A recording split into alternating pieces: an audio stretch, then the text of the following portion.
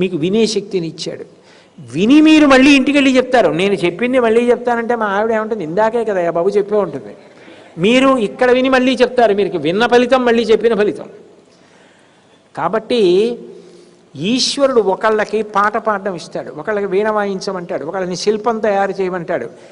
ఎవరికి ఏది ఇచ్చినా దానితో ఈశ్వరుణ్ణి చేరుకుంటాడు. ఒకడు గణిత శాస్త్రం బాగా చదువుకుంటాడు, అదే ఎలా పనికి వచ్చిందండి అంటారేమో మీరు. గణిత శాస్త్రం చదువుకుని పెద్ద పెద్ద సంఖ్యలు అన్నీ చదువుకున్నాడు. ఆయన సముద్రపులోకి వెళ్ళాడు. ఇక్కడ ఉన్న ఇసుక రేణువులను లెక్క పెట్టడానికి నేను చదువుకున్న గణిత శాస్త్రం పనికి రాలేదు. నా గణిత శాస్త్రం కన్నా ఈశ్వర సృష్టిలో ఇసుక రేణువులు ఎక్కువ, అవి లెక్క పెట్టడం నా గణిత శాస్త్రానికి రాలేదని ఈశ్వరుడు ముందు తల ఉంచేశాడు. చదువుకున్నదందుకు పనికి వచ్చిందా లేదా? కాబట్టి ఏదైనా ఈశ్వరుణ్ణి తెలుసుకోవడానికి పనికి రావాలి. మీకు ఏ విభూతినిచ్చాడో అది మీరు గమనించగలగాలి. అది గమనిస్తే ఆ శక్తియే మీరు ధరించడానికి కారణమైపోతుంది. అది సుభద్ర, మిమ్మల్ని భద్రంగా చేర్చగలిగిన శక్తి. శక్తి అంటే కదలిక.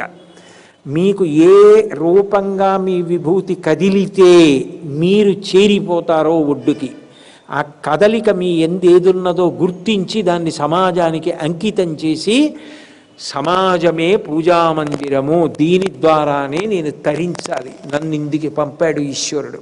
ఇదే త్యాగబుద్ధితో ఈశ్వర మీరు నన్ను ఎందుకు పుట్టించారో అది నేను చేసి తరిస్తానని చెయ్యాలి. నాట్యం వచ్చు, గుళ్ళో నాట్యం చేయి. సంగీతం వచ్చు, గుళ్ళో గీతం శ్రావయామి. వాద్యం వచ్చు, వాద్యం ఘోషయామి.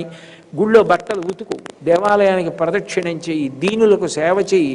సమాజమునందు లోకమునందు లోకేశ్వరుణ్ణి, విశ్వమునందు విశ్వనాథుణ్ణి చూడు. నీ కదలిన కదలికలు చివరికి కదలనటువంటి శివుని యందు లయమైపోతాయి.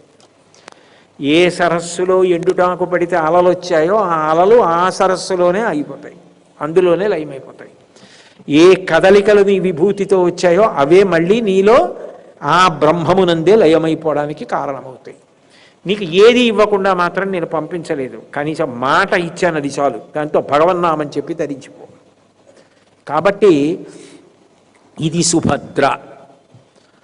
నువ్వు బాగా అర్థం చేసుకుంటే నాకు కాళ్ళు లేవు, నాకు చేతులు లేవు, అది కాదు.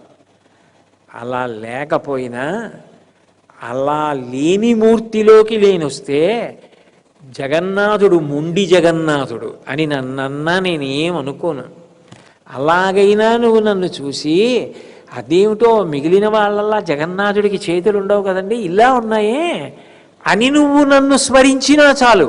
నన్ను స్మరించావు కాబట్టి నన్ను ఉద్ధరించడానికి నేను ఇలా వస్తాను. ఏమి దయా!